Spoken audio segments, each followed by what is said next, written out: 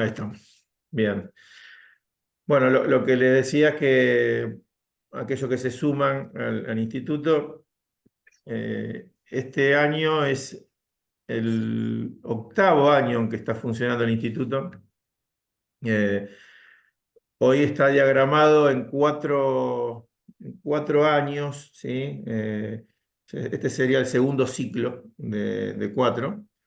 Y, y bueno, es una cursada larga tal vez, pero como las materias son mensuales y no hay, digamos, correlatividad, digamos, eso no funciona con correlatividades. Eh, entonces cada alumno puede sumarse en el momento que quiera. Lo que sí es cierto, si hay alguno que, por ejemplo, no cursó Segunda Avenida y quiere cursarla, va a tener que esperar 4 años, ¿no? Ese es por ahí la mayor traba de este modelo de cursada. Pero bueno, estamos viendo a ver de qué forma se puede agilizar. Tal vez hay materias que podamos adicionar como cursos y achicar la brecha en el tiempo. Bueno, eso lo veremos más para el año que viene. Pero este año queda cursar esta materia que ahora vamos a empezar. Y el mes que viene vamos a dar la materia Mundo Actual y Cultura. ¿Sí? La va a estar dando el pastor Pablo Boda, de la comunidad cristiana de Ramos Mejía. Y la última materia de este cuatrimestre, que va a cerrar este año, es Apologética, y la va a estar dando Pablo Raíces, el pastor Pablo Raíces. Eh, a ver, si uno va atando y va teniendo todo el programa de estos 4 años, claramente, yo hice los primeros 4 años, lo hice estudiando, y la realidad es que se nos abre un panorama muy amplio, ¿no? Cuando uno puede eh, tener en forma ordenada toda la revelación que hemos recibido, aquellos que estamos en el camino del Señor, y, y nos ha ayudado, a mí al menos me ha ayudado con una forma de tener ordenado temas que a veces uno no los tiene tan presente en el día a día, pero que a la hora de abrir el corazón al Señor y buscar al Señor y en definitiva la capacitación para la obra del ministerio, ¿no? El lema del instituto es Efesios 4:12 y, y justamente es eso, ¿no? Es la finalidad de los ministerios apostólicos, el ministerio profético, el ministerio de evangelistas y de pastores y maestros, que tienen la única finalidad de capacitar a los santos. Y la capacitación a los santos requiere de esfuerzo, requiere de meternos en la palabra. Y yo creo que tenemos un peligro, ¿no? Un peligro de desviarnos de la palabra, de la enseñanza que hemos recibido. Y si bien esto es un peligro que uno mira las escrituras, ha sido desde el siglo I, ¿no? Que desde el mismo día que Jesús ascendió, en Hechos capítulo 2, 3, 4, ya vemos que había acechanzas continuas en contra de la verdad. Eh, pero bueno, hoy lo tenemos mucho más amplificado todo esto y necesitamos afirmar la verdad, afirmar lo que hemos recibido, profundizar lo que hemos recibido. Hay una progresión de Dios, que Dios se va revelando al hombre, ¿no? Y necesitamos crecer en esa revelación. Así que un poco la materia de este mes, ¿sí? Vamos a tener una clase hoy no tan larga, pero sí quiero contar algunos detalles de cómo nos vamos a mover en la materia, porque eh, tal vez hasta ahora las clases o las materias que se han dado suelen ser muy habladas del profesor, ¿sí? Y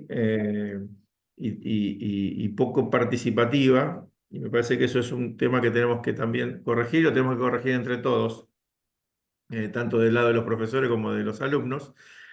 Y, y esta materia que le pusimos como nombre Normas de Interpretación Bíblica, eh, en el ciclo anterior, en los 4 años anteriores, se llamó hermenéutica, ¿sí? Y la hermenéutica, si uno se pone a estudiarla, ¿no? En términos de lo que significa y la profundidad que tiene, claramente un mes no nos alcanza, ¿sí? No nos alcanza, necesitaríamos por lo menos 2 o 3 meses o un cuatrimestre para poder estudiar con profundidad hermenéutica.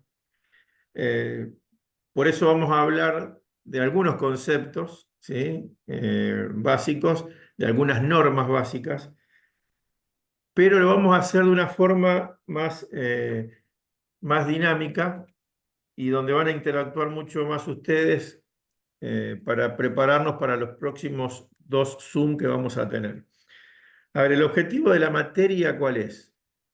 Es que nosotros tengamos la capacidad y las herramientas para tener luz ante el texto bíblico, ¿sí? Cuando nosotros definimos un texto bíblico, tenemos que tener claridad y tenemos que tener luz para tener revelación de ese texto bíblico.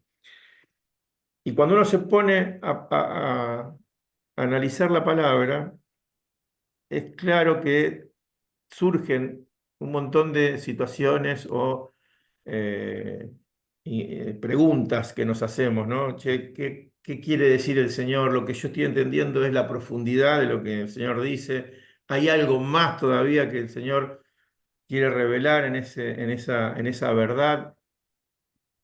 ¿A quién fue escrito este texto? ¿Por qué fue escrito este texto? Entonces, bueno, surgen un montón de inconvenientes, entre comillas, ¿no? O de problemáticas a la hora de meternos en el texto bíblico.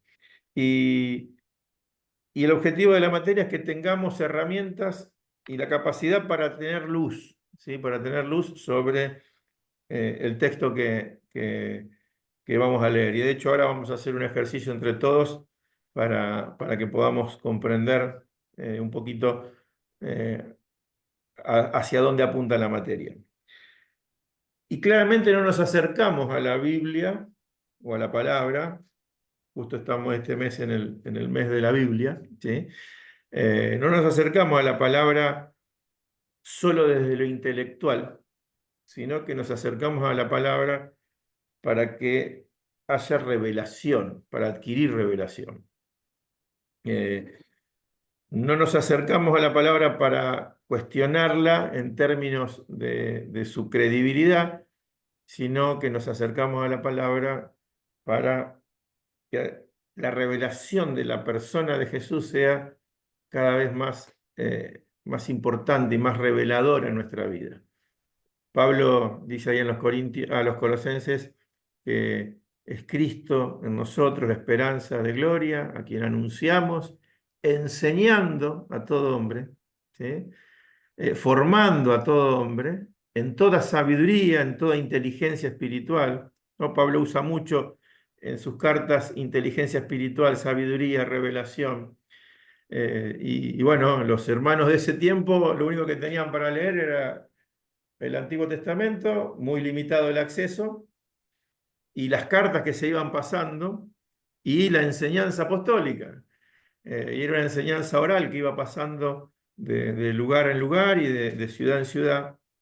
Entonces, ellos necesitaban continuamente esa revelación, esa palabra, y, y las continuas advertencias y correcciones que los apóstoles han hecho, ¿no? Hoy tenemos la bendición de tener todo en un solo libro y bueno, aún así a veces nos cuesta por ahí profundizar, ¿no? Y entonces el objetivo de la materia es que podamos profundizar y tener revelación y capacidad para tener luz ante el texto bíblico.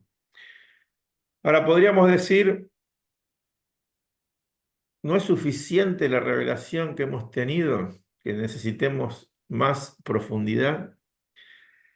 Yo escuché varias veces, y seguramente ustedes también, a Ángel Negro o a Jorge y Mitián decir cuando ellos recibieron toda la revelación, ¿no? En los años 60, creo que Ángel lo ha dicho muchas veces, se nos abrieron las escrituras, ¿no?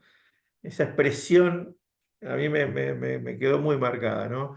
¿Qué quiso decir Ángel con se nos abrieron las escrituras? Y ellos ya leían la Biblia, ya eran pastores algunos, ya estaban a cargo de obras, y claro, y empezaron a entender el propósito eterno de Dios, empezaron a entender el señorío de Cristo, que Jesús no era únicamente en la figura del Salvador, sino que era Señor.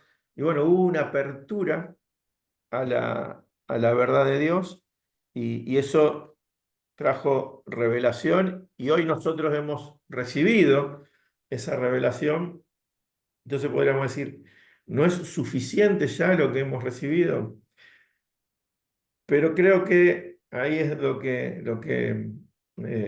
necesitamos que Dios vaya generando en nosotros más crecimiento y más madurez en lo espiritual. Y, y en los apuntes destaqué una frase que dice, el creyente diligente y espiritual llega a interpretar correctamente la palabra, pero debe ser también conocedor de las dificultades que se presentan para entender la palabra y también entender cuáles son los medios que Dios pone a nuestro alcance para que esa revelación sea mayor. Entonces, claro, no hay que poner otro fundamento que el que está puesto, pero hay que ver cómo sobreedificamos sobre ese fundamento. Y a nosotros nos toca sobreedificar nuestra vida personal, nuestra vida familiar, sobre nuestros hijos, sobre nuestros esposas, esposos, sobre los discípulos, ¿sí?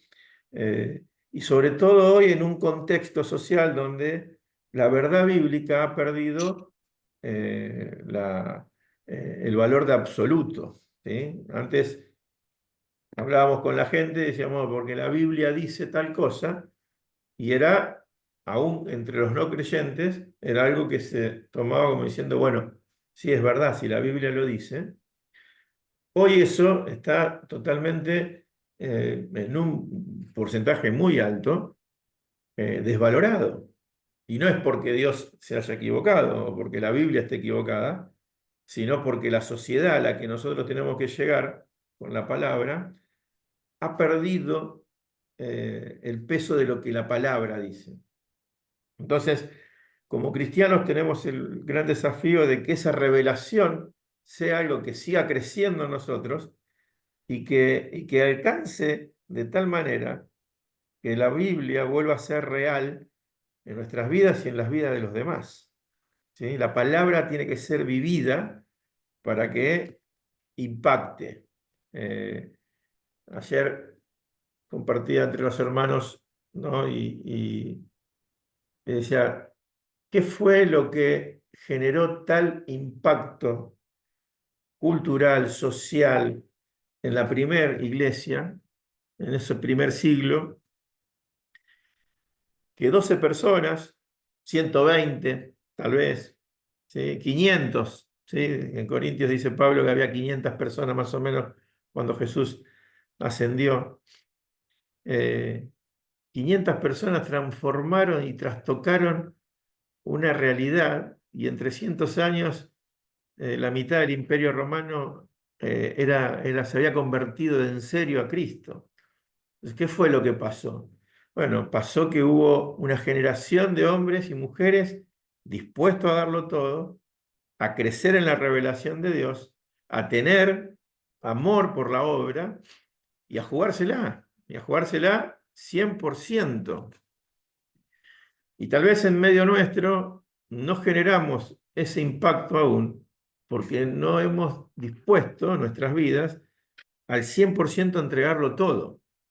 Entonces, tiene que haber un amor hacia la palabra, tiene que haber una búsqueda hacia el Señor, hacia lo que Él nos quiere revelar, y nosotros tenemos que vivenciarlo, ¿no? Que vivirlo, porque la gente necesita encontrarse otra vez con un Jesús que es real, con un Jesús que transforma.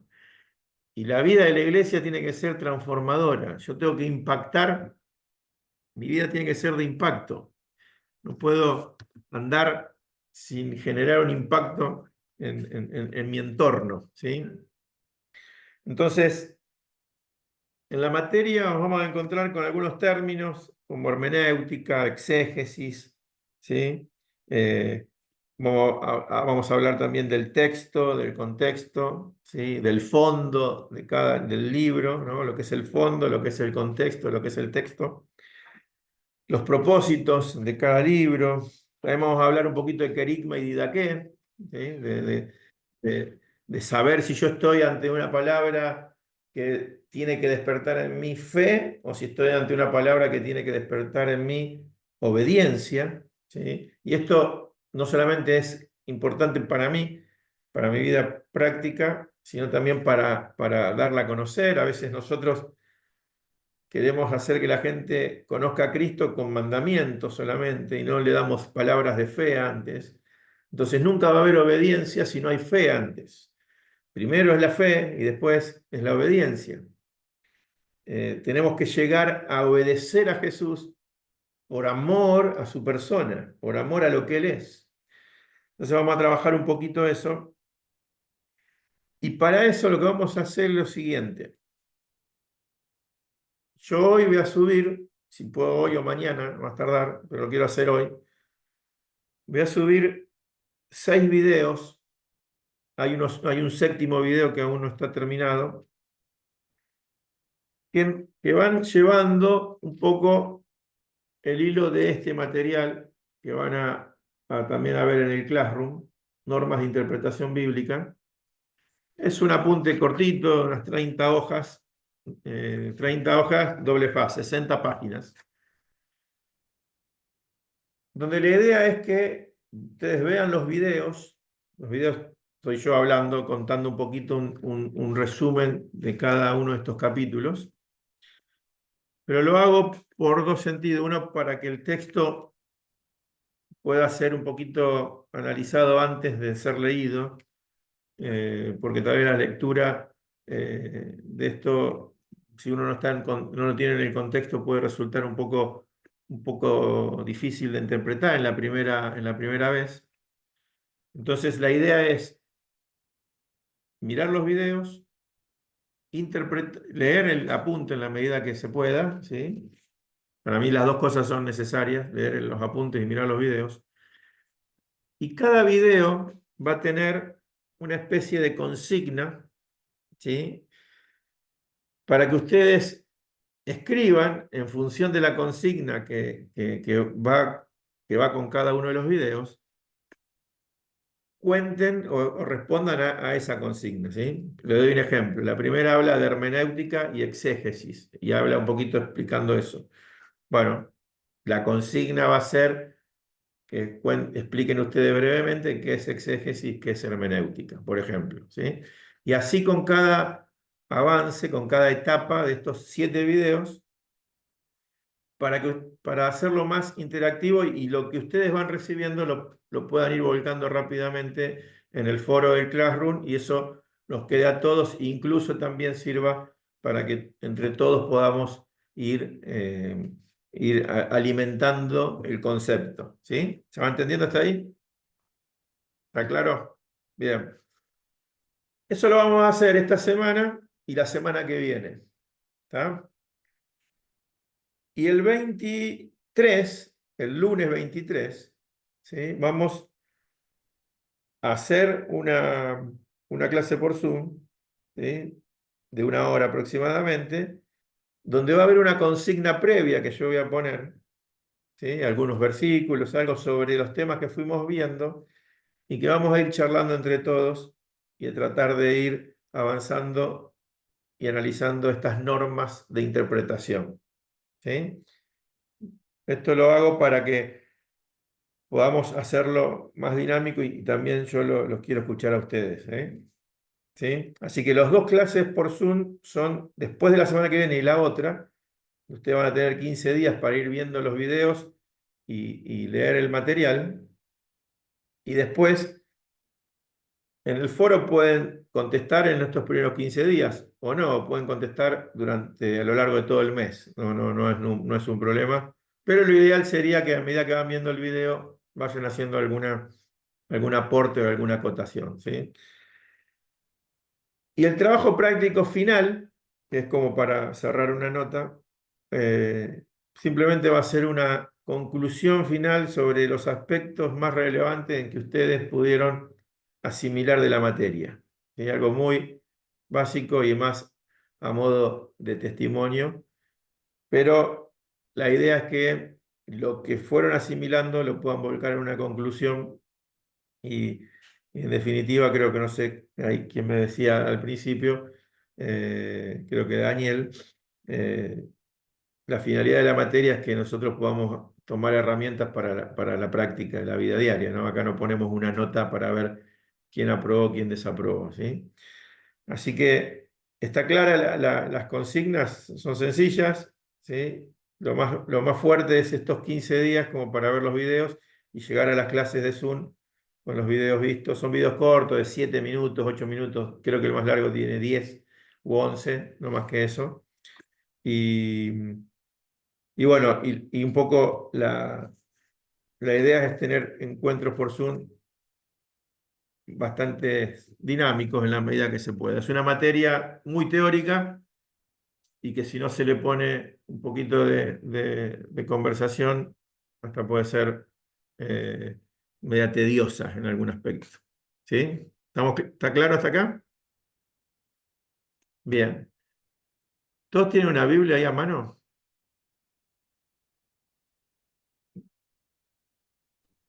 Sí. Bien. Si no, yo les comparto,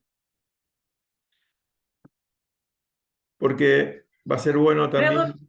Nuevo Testamento o Antiguo? Nuevo Testamento. Sí, sí tengo. Bueno, vamos a buscar 2 Corintios 5:17.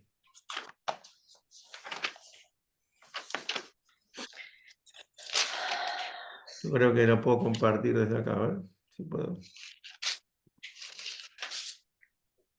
¿Cuántos, cuántos usan distintas versiones al momento de, de leer un versículo bíblico?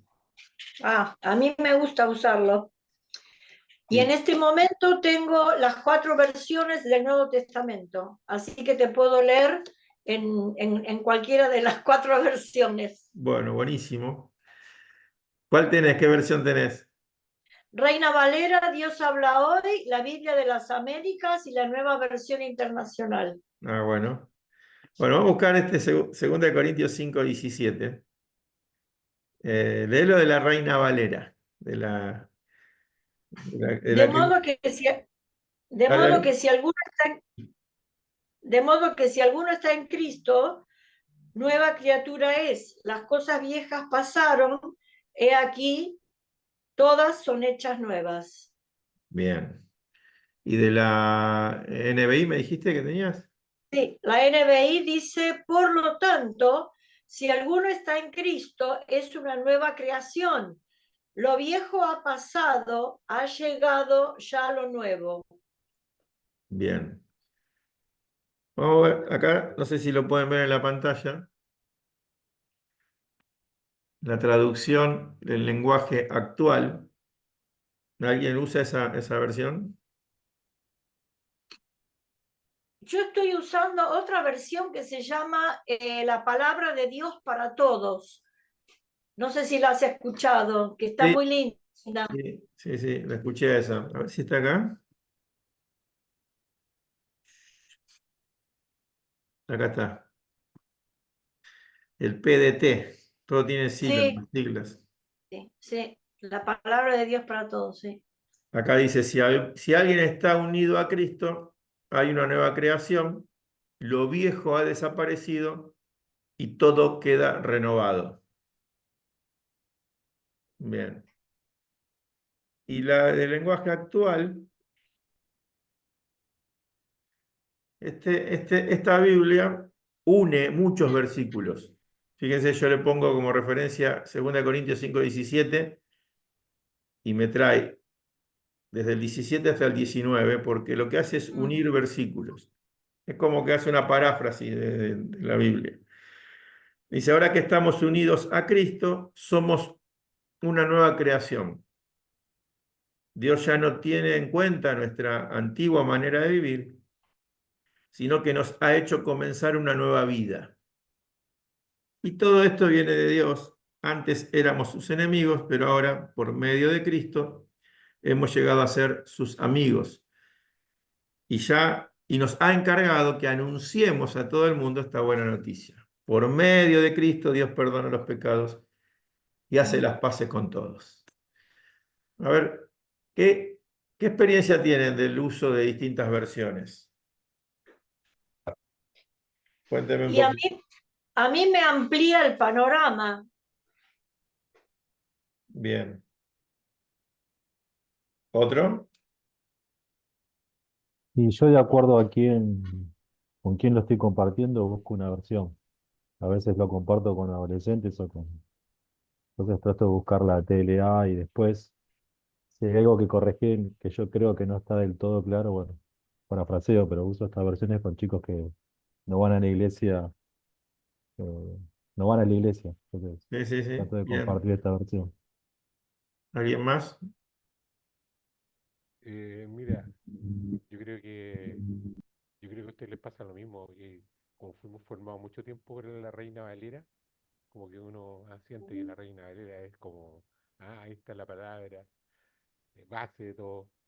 Y, pero, pero sí, sí, tal cual enriquece mucho ver distintas formas, distintas formas de expresarlo, pero igual uno puede a veces ver algunas versiones que como que se pierden un poco, pierde un poco el sentido central espiritual que uno percibió en la originalmente. Entonces uno de repente cuesta definir exactamente cuál es el original. Hay algunas guías, por ejemplo, por ahí me han aconsejado que la Biblia de las Américas es como la más cercana a la, a lo original.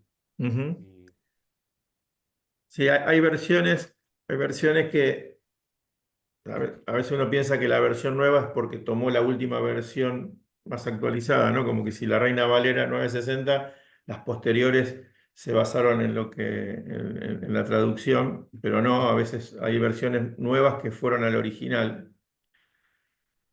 Y una de las cosas que tenemos que tener, no cuidado, pero sí, es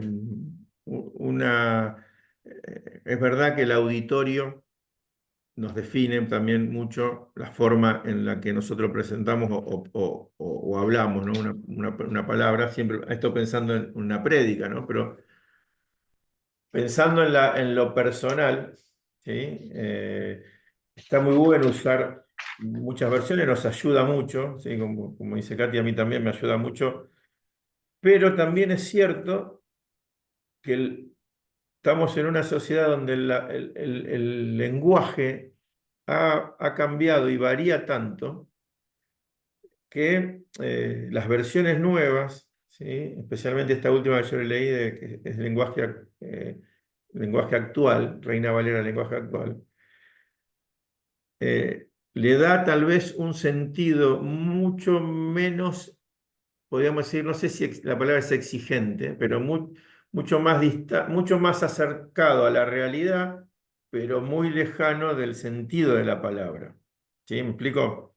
Entonces, por querer aclarar tanto, y para que la gente lo entienda, le han bajado tanto el nivel de exigencia que la palabra final puede comprenderse no respetando el sentido original, ¿sí? Entonces, las versiones son buenas leerlas porque nos ayudan, todos lo estamos haciendo, incluso hoy tecnológicamente, como yo le mostré reciente, entras al Google, pones la Biblia y en un toque tenés todas las versiones, pero eh, tendremos que tener cuidado con el, el tema de la palabra y el sentido de la palabra. Y eso es uno de los puntos que vamos a ver en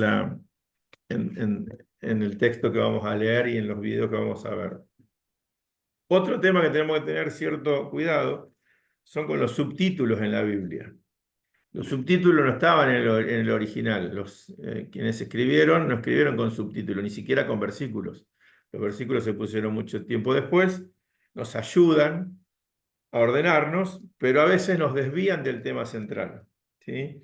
Y, y hay un pasaje muy conocido, en 1 Corintios 14, que en las Biblias de casi todos dice el hablar en lenguas, ¿no? Y cuando uno lee todo el relato de 1 Corintios 14, Pablo habla más de profetizar que de hablar en lenguas.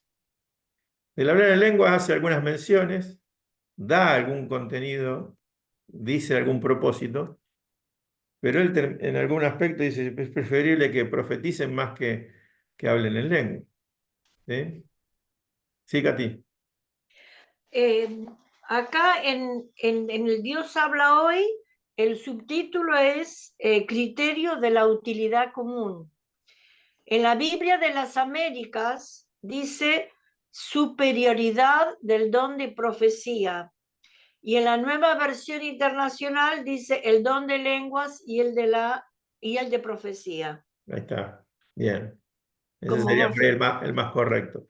Pero a Sí. veces los subtítulos nos llevan a enfocarnos mal en lo que queremos leer. Pero volviendo un poquito a 2 Corintios 5, vamos a hacer un ejercicio. A ver, algunos, dos o tres que expliquen qué entendemos de 2 Corintios 5:17. ¿Sí? El versículo dice, de modo que si alguno está en Cristo Jesús, nueva criatura es, las cosas viejas pasaron, y aquí todas son hechas nuevas.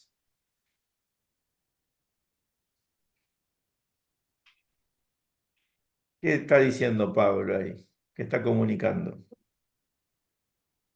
Y yo entiendo que, bueno, obviamente que es como dice, ¿no? Que Jesús nos reconcilió con Dios y somos renovados en esa reconciliación y en la relación con Dios. Y ya Dios no ve a esta versión de mí, sino que ve a Cristo en mí. Bien. Bien, sí, vale. ¿Otro? Mi unión con Cristo produce una transformación en mi vida. Bien. Muy bueno. Yo lo que creo que hablando del hombre es el hombre interior, la nueva criatura es allí donde tenemos la revelación por medio del Espíritu, entonces somos una nueva criatura porque empieza a resurgir el ser interior conectado en el Espíritu Santo orando en nuestras vidas, entonces a eso creo yo que es nueva criatura. Bien. Está bien. ¿Uno más?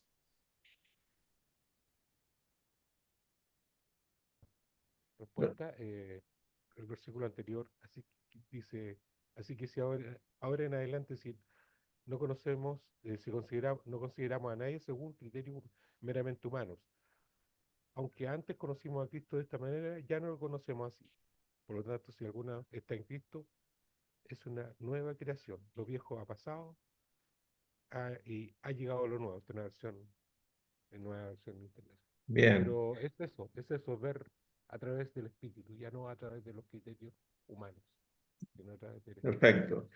Fíjense, todo lo que dijeron está perfecto, es así. ¿Sí? Es 100% coincidente con el versículo. Ese es el texto. Ahora, si miramos el contexto, si ampliamos el foco, nos vamos a encontrar con un montón de cosas más que Pablo está diciendo, que apoyan este versículo, apoyan este concepto, pero que le da una profundidad todavía que lo lleva a otro nivel. Por ejemplo, dice, vamos a leer desde el 14. Porque el amor de Cristo nos constriñe, pensando esto, que si uno murió por todos, luego todos murieron.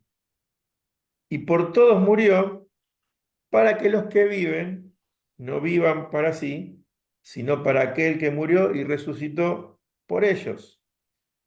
De manera que nosotros, de aquí en adelante, a nadie conocemos según la carne, y si aún hemos conocido a alguien según la carne, ya no lo conocemos así. De modo que si alguno está en Cristo Jesús, nueva criatura es. Las cosas viejas pasaron, y aquí todas son hechas nuevas. Y todo esto proviene de Dios, quien nos reconcilió consigo mismo por Cristo y nos dio el ministerio de la reconciliación. Que si Dios estaba en Cristo reconciliando consigo al mundo, no tomándole en cuenta a los hombres sus pecados, y nos encargó a nosotros la palabra de la reconciliación. Así que somos embajadores en nombre de Cristo, como si Dios rogase por medio de nosotros, os rogamos, reconcílense con Dios. Entonces, cuando hago foco en un texto, ¿sí? Yo puedo coincidir, claro, Dios me hizo una nueva creación, soy una nueva persona, lo viejo pasó, ahora es todo nuevo, ¿sí? Y esa expresión, he aquí, son hechas nuevas, es algo que Dios va haciendo, ¿sí? Nuevo todos los días, ¿sí? Jesús es el pan que descendió del cielo, ¿sí? Uno no come pan duro, uno come pan fresco. El pan fresco es la palabra fresca que Dios tiene para darnos cada día, así que Él hace nuevas todas las cosas. Ahora, en el texto anterior, en los textos anteriores y en los posteriores, Pablo dice que si Cristo murió por nosotros, no para que nosotros ya vivamos para nosotros, sino que ahora vivamos para Él. O sea, nos pone un objetivo más sublime. Dice, y el amor de Cristo nos constriñe, ¿sí?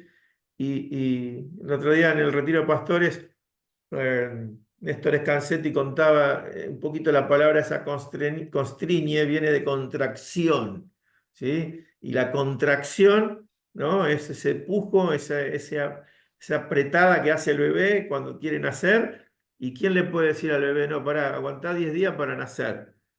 Cuando nace, nace. Cuando viene la contracción, ¿no? Y esa es la misma raíz de la palabra constriñe. El amor de Dios nos aprieta de tal forma que nosotros no tenemos escapatoria, ¿sí? Nos pone en una situación de apriete donde no tenemos forma de escapar del amor de Dios. ¿Para qué hace eso? Para que ya no viva para mí, sino que ahora yo viva para Él. Entonces ya no nos conocemos entre nosotros según la carne, sino nos conocemos según el Espíritu. Porque estoy en Cristo, soy una nueva criatura. ¿Y todo esto para qué? ¿Cuál es el propósito de todo eso? ¿Sí? Esto proviene de Dios, dice Pablo, y todo esto proviene de Dios, no es un invento, no es algo que lo estamos fabulando, esto viene de Dios. ¿Para qué? Para que ejecutemos el ministerio de la reconciliación. ¿Sí? Como que Dios ruega a través nuestro, reconcíliense con Dios. O sea, es como un pedido, Dios está pidiendo por favor a través de la iglesia a los hombres, vuélvanse a Dios, reconcíliense con Dios.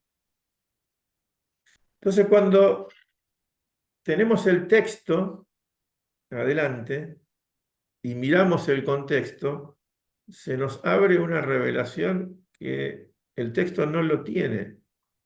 ¿Sí? De hecho, todos coincidieron en la definición del 17, del versículo 17, fue más mirar hacia lo que Dios hizo en mí y no hacia lo que Dios quiere hacer en los demás.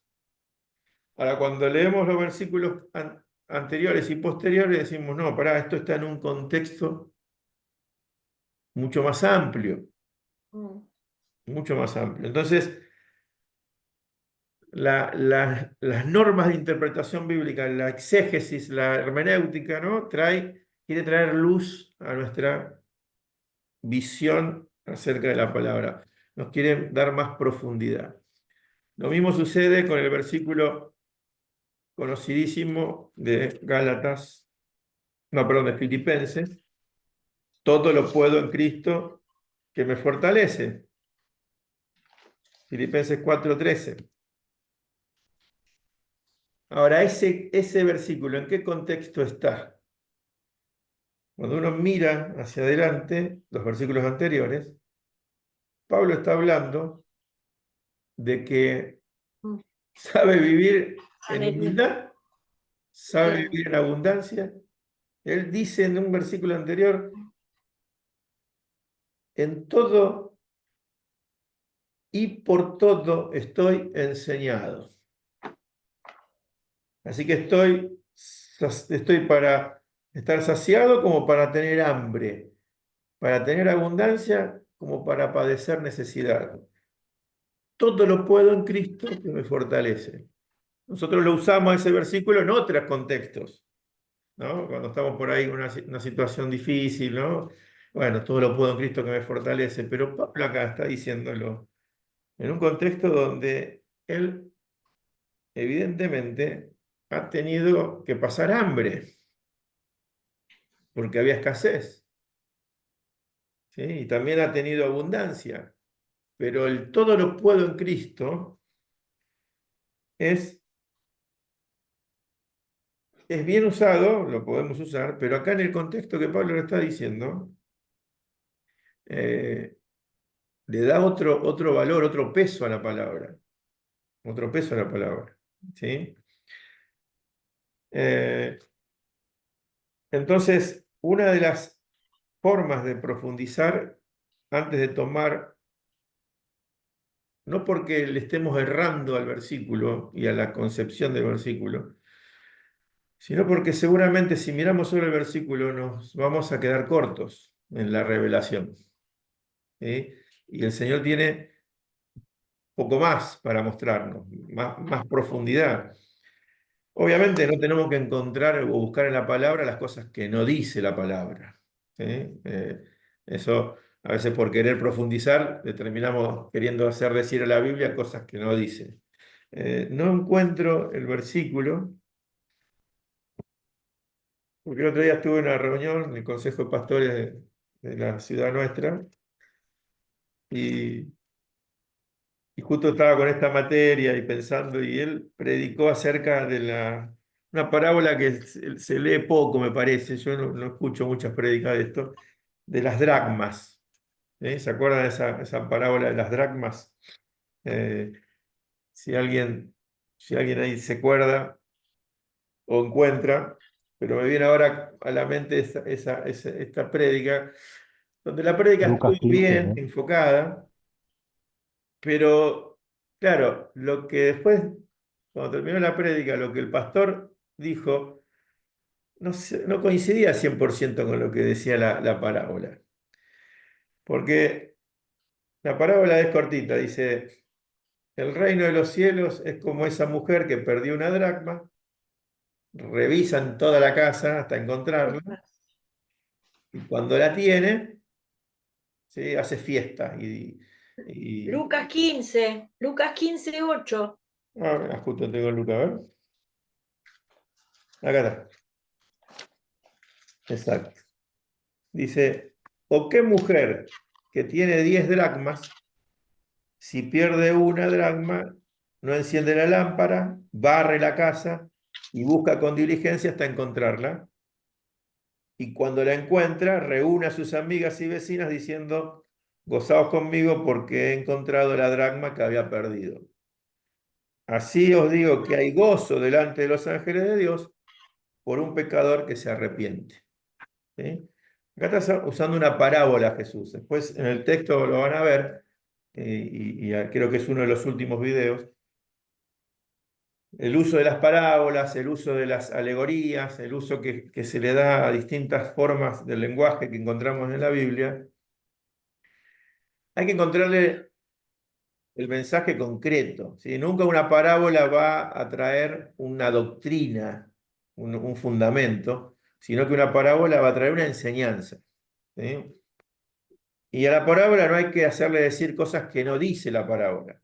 Entonces este hermano terminó hablando de las dracmas perdidas y habló de los sueños de los pastores que se habían olvidado, de las cosas que uno había dejado de lado, el amor a la familia, el amor a la obra. Entonces enfocó la parábola desde ese lado, sobre las cosas que nosotros tal vez por estar enfocado en la vida y las situaciones nos hicieron olvidar de sueños que teníamos nosotros.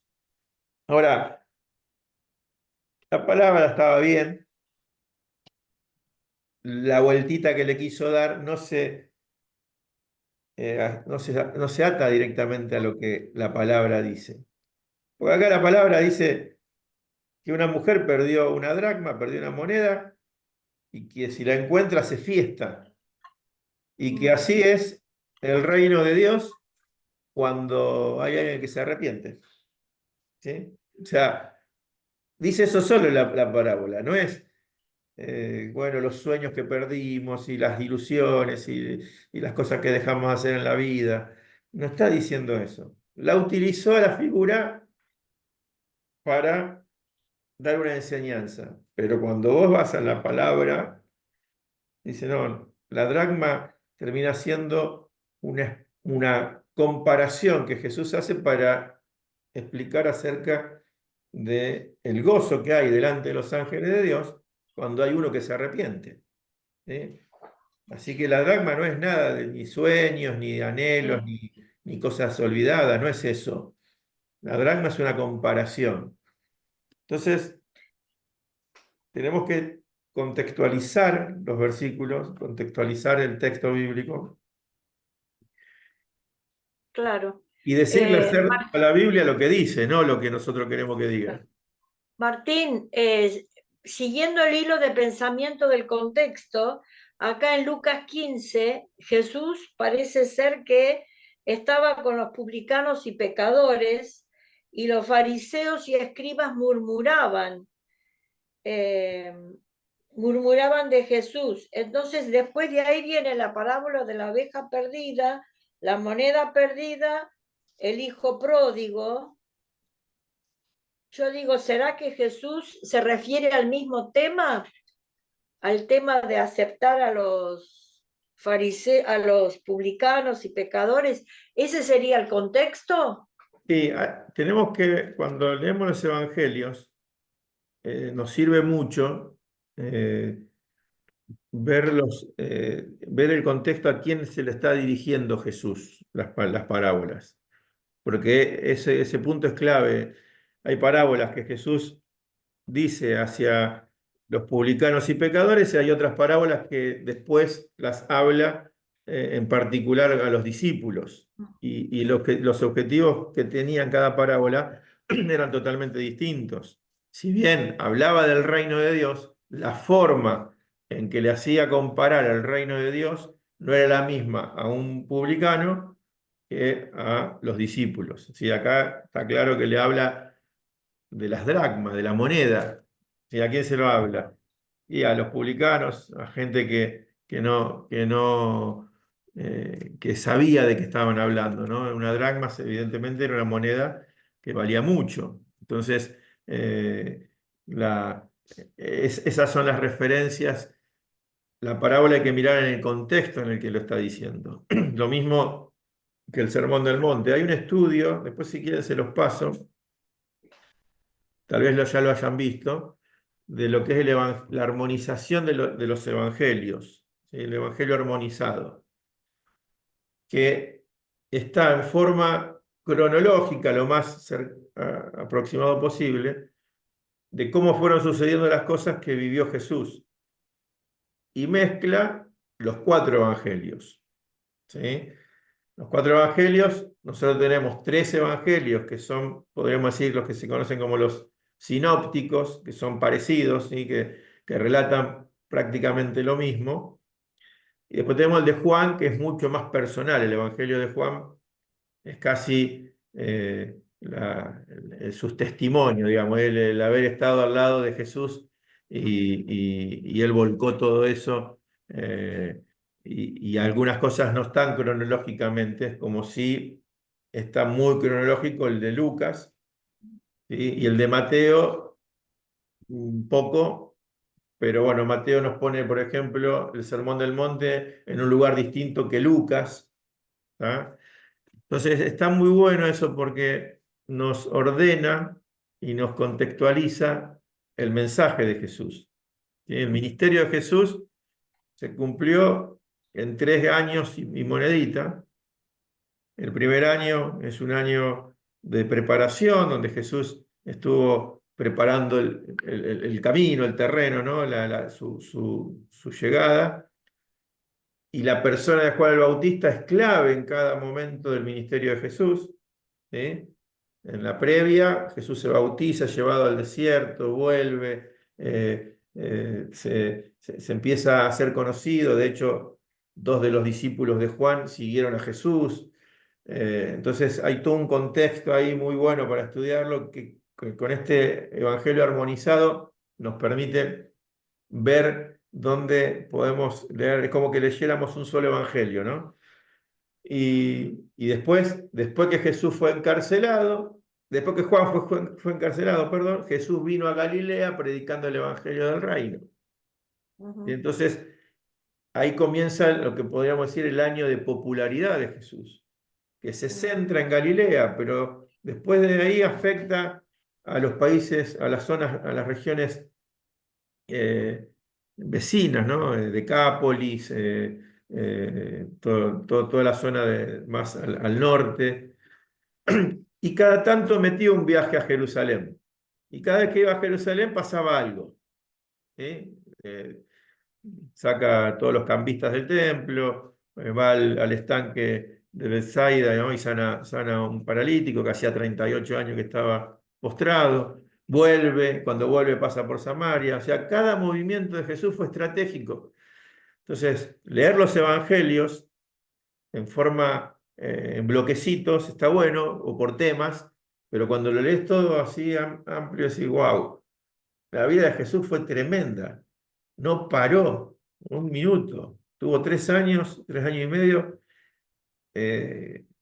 dándole al Evangelio y lo que generó y lo que influyó, hasta que después que Juan el Bautista muere, a partir de ahí Jesús empieza a hablar de su muerte.